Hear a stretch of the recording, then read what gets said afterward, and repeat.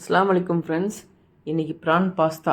எப்பவுமே டயட்டுன்னு இருந்துட்டு இன்றைக்கி ஸ்பைஸியாக சாப்பிட்லான்ற மூடு.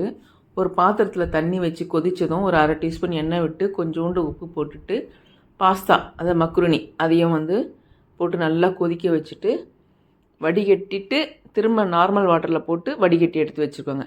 ஒரு பேன் வச்சுட்டு பட்டர் போட்டு நல்லா மிக்ஸ் பண்ணிவிட்டு ரெட் சில்லி ஃப்ளேக்ஸ் இருக்குது இல்லையா, அதையும் உங்களுக்கு தேவையான அளவுக்கு போட்டுட்டு அரை டீஸ்பூன் பெப்பர் பொடி. எனக்கு இன்றைக்கி ஸ்பைஸியாக சாப்பிட்ணும் போல் இருக்குது, அதனால் எல்லாம் அதிகமாக போட்டுட்ருக்கேன்.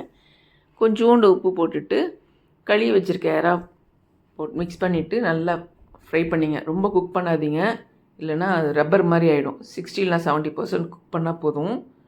ஃப்ரை பண்ணிட்டு தனியாக எடுத்து வச்சுக்கோங்க. 2வது ஸ்டெப்பு முடிஞ்சிச்சு. 3வது ஸ்டெப் இருக்கிற அந்த இதிலேயே நான் இஞ்சி பூண்டு பேஸ்ட்டும் கொஞ்சம் தக்காளி, சின்ன சைஸ் தக்காளியும் போட்டிருக்கேன். உங்களுக்கு தேவையான எண்ணெய் ஊற்றிக்கோங்க.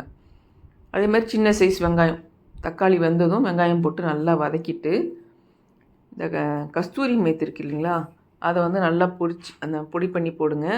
அரை டீஸ்பூன் மிளகாத்தூள், 1/4 டீஸ்பூன் மஞ்சத்தூள், 1/4 டீஸ்பூன் சீரகத்தூள், 1/4 டீஸ்பூன் கரம் மசாலா அண்டு தேவையான அளவு உப்பு. இதை போட்டு மிக்ஸ் பண்ணிவிட்டு கொஞ்சமாக தண்ணி விட்டு இந்த மசாலாலாம் குக் ஆகணும் இல்லையா, அந்த அளவு தண்ணி விட்டு வேக வச்சுட்டு பட்டரில் சீஸ் போட்டுட்டு மிக்ஸ் பண்ணிக்கோங்க. உங்கள்கிட்ட என்ன மாதிரி சீஸ் இருக்கோ அதை போட்டு மிக்ஸ் பண்ணிக்கலாம். நல்லா மிக்ஸ் பண்ணிவிட்டு நம்ம ஃப்ரை பண்ணி வச்சுருக்க ப்ரானையும் அதில் போட்டுருங்க. போட்டுட்டு ரொம்ப இது குக் பண்ணணும்னு இல்லை, ஏன்னா நம்ம இது மக்ருனி போட்டும் குக் பண்ணுவோம். இப்போ அடுத்து 2 நிமிஷம் கழித்து இந்த வேக வச்சுருக்க மக்ருனியும் போட்டு